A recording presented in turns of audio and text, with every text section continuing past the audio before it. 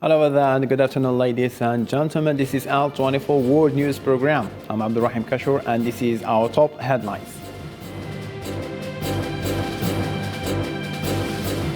Nearly 60 people killed and about 3 million people affected by flooding in Bangladesh and India.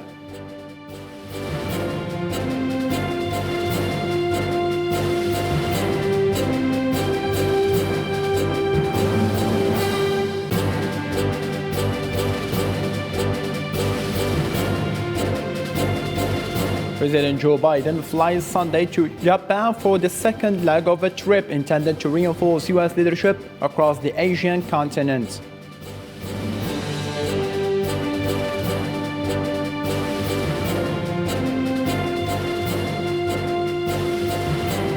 World leaders have congratulated Anthony Albanese on his election victory, while former heads of government in the Pacific have urged him to make a radical shift towards strong and urgent climate action.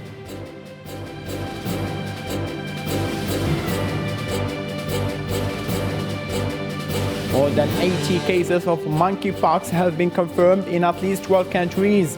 The World Health Organization has said another 50 suspected cases are being investigated.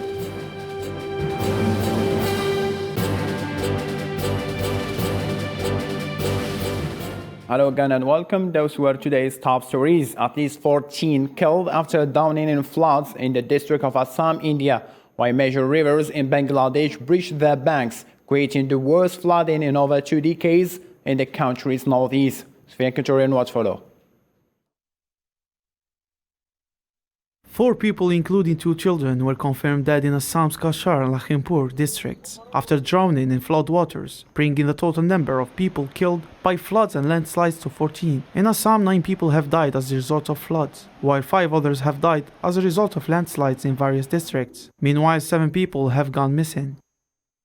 The situation is very dangerous. As you can see, water has entered our homes. Most of the people have moved away.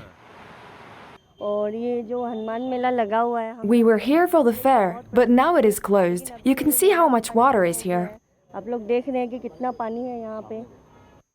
According to statistics from the Assam State Disaster Management Authority, floods have affected over 712,000 people in 29 districts throughout the state. We are put in one bed on another. Half of our property is underwater. If the water goes up, we don't know what we'll do. All my birds are dead. I don't have a boat to bring food from elsewhere. Floodwaters from India's northeast smashed a major embankment on the Barak River, inundating at least 100 villages in Bangladesh's Zakiganj. I've already seen enormous flood in 2004, but this time it's even worse. Officials reported Saturday that rivers in Bangladesh burst their banks, causing the worst flood in the country's northeast in almost 2 decades, stranding roughly 2 million people. Flooding is frequent in many places in Bangladesh, and researchers believe that climate change is increasing the chance of catastrophic weather occurrence throughout the world.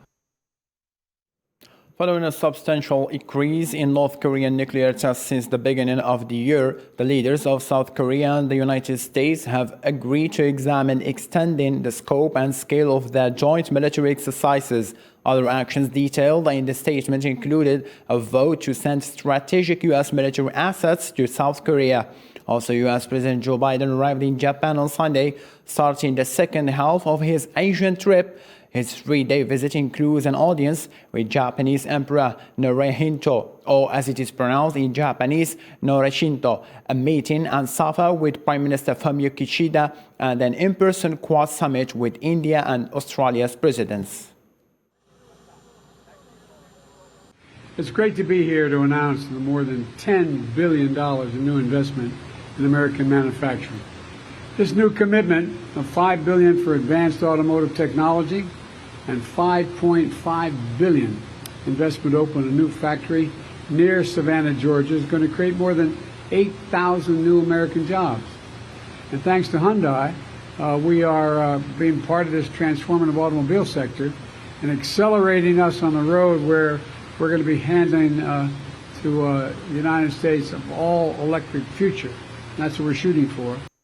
In the same line of thought, U.S. President Joe Biden on Saturday signed a new $40 billion package of military aid and humanitarian for Ukraine. The new legislation, which was passed by Congress, will provide $20 billion in military assistance, ensuring a steady stream of advanced weapons to Ukraine. Ukrainian President Vladimir Zelensky welcomed the move and thanked his U.S. counterpart.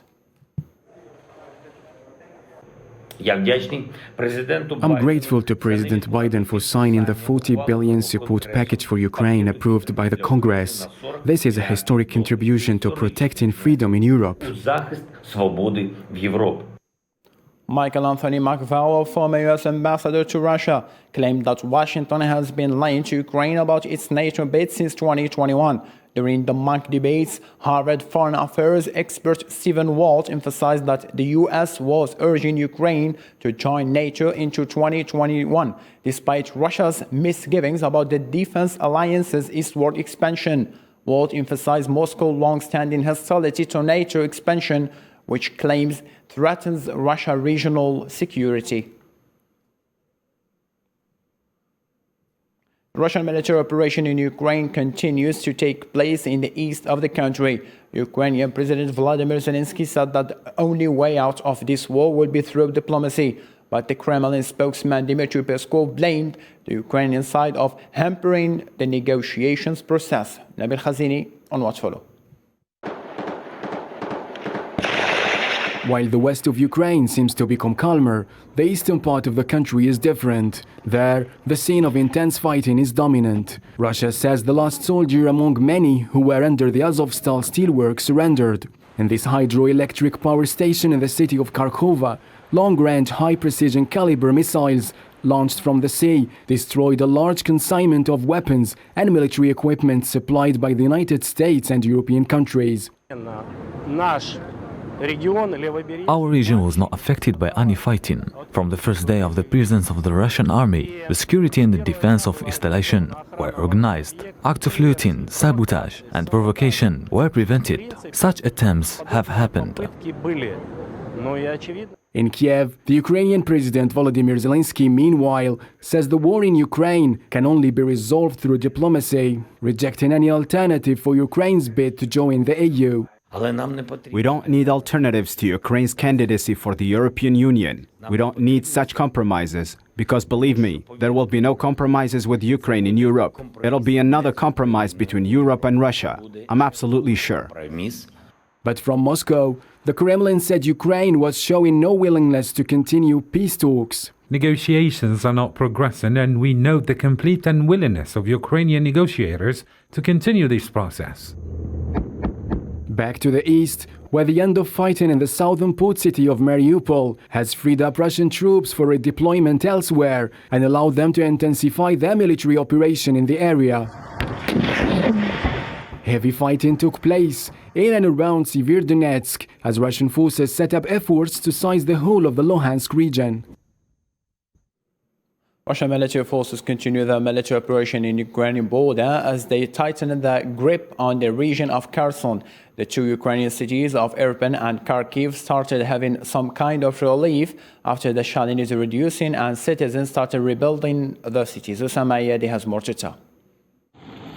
The Russian military operation continues on the Ukrainian territory as the situation has taken diverse streams. Kherson is under the Russian shelling, which is striking over the southeastern city. Russian forces continue their advancement with air and ground forces towards imposing their control on more regions of their neighboring country as a second phase of their military operation. On a different spot, the Kharkiv subway is set to resume service early next week as conditions in the city improved. Since the start of the Russian military operation, the underground metro stations in Ukraine's second biggest city have been serving as bomb shelters for the population. A lot of people came back from abroad, and the metro is reopening because people need to go to work. For those who don't have a place to stay, they can stay in the station. Also, the war is not over yet, and the situation is always changing. There are still sirens of bombing alarms, and people will still be able to come to the station to use it as a shelter. However, many people are returning from abroad looking forward to restoring their city. Many of them took the train station as shelter until the time they can manage to return to their own houses after restoring them. The city of Irpin as well started being rebuilt by residents of the area. Many electricity cables have been restored, as well as markets which reopened in the region. While Kherson is under bombing and Russian troops tighten their grip in the region, the two other cities of Irpin and Kharkiv, which is the second largest city of Ukraine, already started finding a way to be restored and wipe off the damage of artillery. To a different matter now, world leaders have congratulated Anthony Albanese on his election victory, while former heads of government in the Pacific have urged him to make a radical shift towards strong and urgent climate action. The UK Prime Minister Boris Johnson and Indian Prime Minister Narendra Modi were among the first world leaders to respond to the news of Morrison's government electoral defeat. Johnson referred to the free trade agreement and the AUKUS partnership as the foundation for an ongoing relationship. And I say to my fellow Australians, thank you for this extraordinary honour. Tonight, the Australian people have voted for change. I am humbled by this victory, and I'm honoured to be given the opportunity to serve as the 31st Prime Minister of Australia. On Sunday, the first baby formula shipment will arrive to the US in an effort to relieve a nationwide shortage. According to the White House, the shipments will arrive on military aircraft from Germany's Ramstein Air Base, carrying 132 pallets of baby formula. Mirzian on Watch Follow. An infant formula shipment will arrive in a military cargo plane carrying up to 1.5 million bottles of safe Nestlé baby formula from Germany to address a critical shortage in the United States. So what you can see behind me is a loading cargo buildup process for baby formula that is being sent back to the United States to medical facilities to help with the shortage of baby formula. The Department of Agriculture announced that additional flights will be announced in the next days, while President Joe Biden signed a legislation aimed at improving access to the formula for low-income families. The access to baby formula ensures families can use benefits from the special supplemental nutrition program for women, infants, and children to buy formula products outside what is normally designated for the program during times of crisis. A top baby formula maker shut down in February after 4 babies who consumed Abbott products became sick, making shelves in many markets completely bare, and parents of newborns panicked all over the USA. The White House has been under intense pressure to do more to address the baby formula shortage over the past week. So within days, it will get better, but it will be a few weeks before we're back to normal. It also includes ensuring that lower income families can access different brands of baby formula by working through with the WIC for the exemptions for the WIC programs. The scarcity is said to be caused by rules and regulations that protect the few biggest companies that produce baby powder in the world's largest economy, and by lack of competition. Following a 2-year break due to the COVID-19 pandemic, the world's political and economic leaders will meet again in Switzerland. Deglobalization, the war in Ukraine, inflation, as well as climate change will be the main topics to be discussed this week as business and political figures meet in the small Swiss alpine town of Davos. NATO will also be present and will be represented by its Secretary General Jens Stoltenberg.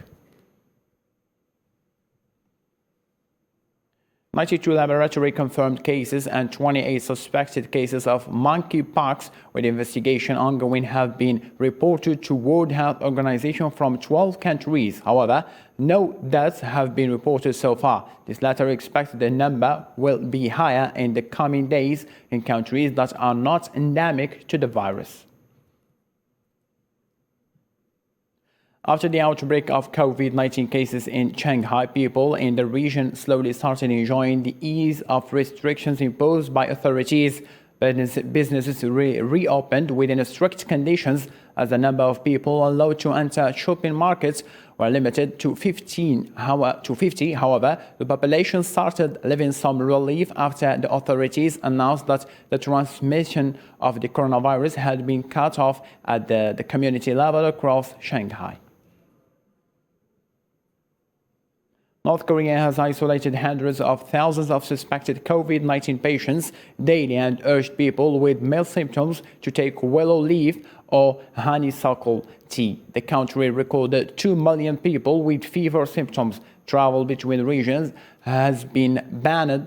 Army medics have been ordered to deliver medicine. Hundreds of thousands of workers have found out to identify the ill, and state TV is using animation to urge people to seek help if they have trouble breathing or spit up blood. Among the many migrants who crossed the shallow waters of the Rio Grande to Eagle Pass, Texas, on Friday, Title 42 authority and the legal uncertainty was mostly unknown and did not discourage. The Title 42 has largely targeted people from Mexico, Guatemala, Honduras, and El Salvador, because Mexico takes them and hasn't taken back others except limited numbers from Cuba and Nicaragua within the last month. While with a federal judge in Louisiana is refusing to end pandemic-related restriction on migrants seeking asylum on the southern border. After a week of Buffalo massacre, people, including authorities and relatives of the victims, gathered at the shooting site to pay tribute to the victims. Hundreds of people in the United States have been paying their respects to the 10 victims of Buffalo mass shooting, placing flowers and cards of condolences at the massacre scene. Relatives of several victims met for a prayer rally in Buffalo on Thursday. The event, called Prayer for Buffalo, Healing the East Side, with civil rights activists condemning the white supremacist ideology. He just came to he was on a birthday party. Went to the store and got shot in the back of the head. We found out he was dead on Facebook. This is my son, Jake Patterson. He is 12 years old. And they took his father. He will grow up fatherless. He has to live even after this.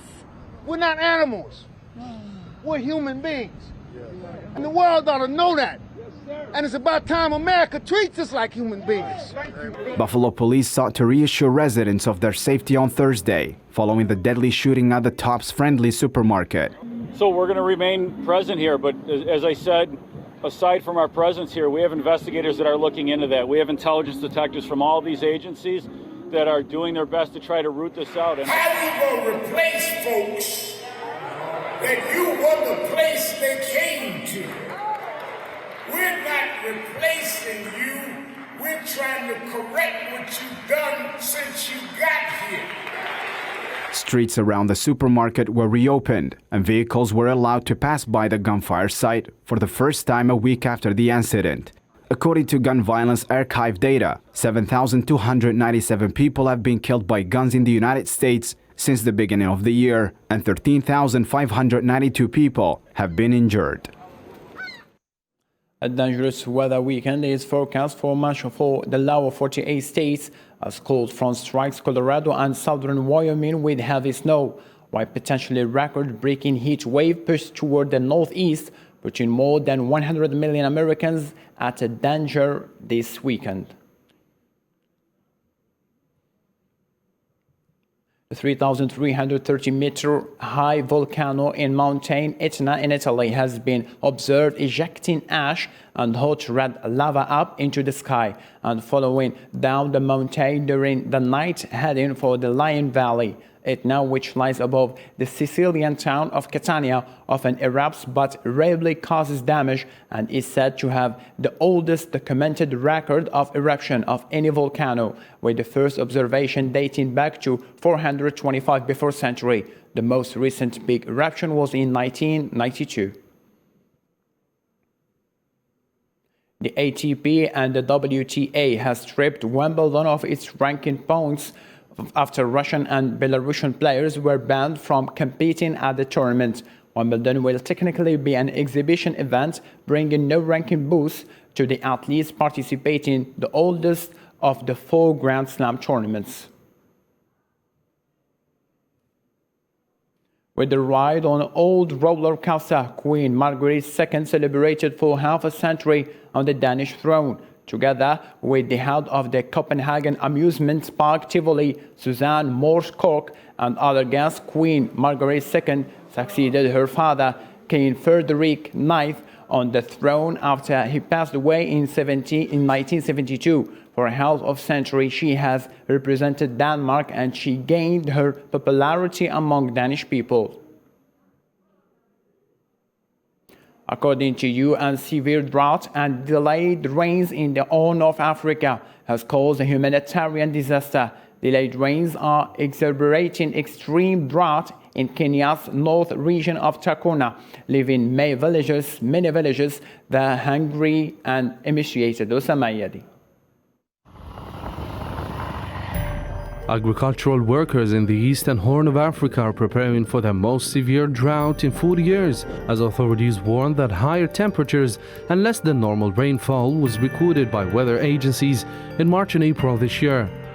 The drought is threatening to throw the population, especially in arid and semi-arid areas, into starvation. This drought has devastated my family. It has displaced me from my home. I came here empty-handed. I have no home, no proper clothes here, no school for my kids, and we don't have food. Our children eat once a day, but the adults go for days without food so that the children can eat. That is how we are surviving this drought. It has affected all of us heavily. The Intergovernmental Authorities on Development said rains will likely fail for a fourth consecutive year, triggering fears of increased cases of malnutrition, threats to livelihoods and severe risks for 29 million people in the region. According to IGAD Executive Secretary, between 15.5 and 16 million people are already in urgent need of food aid.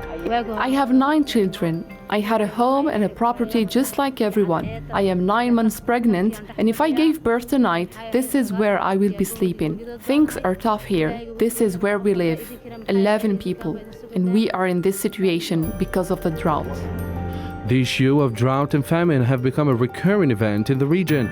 Like most of Africa, the East and the Horn's economic mainstay is agriculture, which is rain-fed, making it vulnerable to extreme weather events. Failure to deal with the issue of food security now will lead to more loss of lives in the future because of the same reason, drought.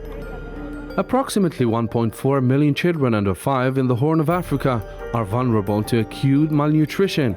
There is an increase in number, and there is, due to the increase in number and due to the droughts which are available in our area, are some of the causes we are seeing. And even we consider that there is, in one family, there are 2 or 3 children coming together. Below average rainfall for 2022 is likely to prolong the already extremely dry conditions which have not been experienced to this degree since 1989. Ethiopia, Kenya and Somalia, which will be severely impacted by the reduced rains, are already in the midst of a dire famine. Lack of rainfall during the short rain season late last year and the ongoing drought during the current long rain season has already led to crop failures and livestock deaths, causing high food prices and intercommunal conflicts over scarce pasture and dwindling water resources.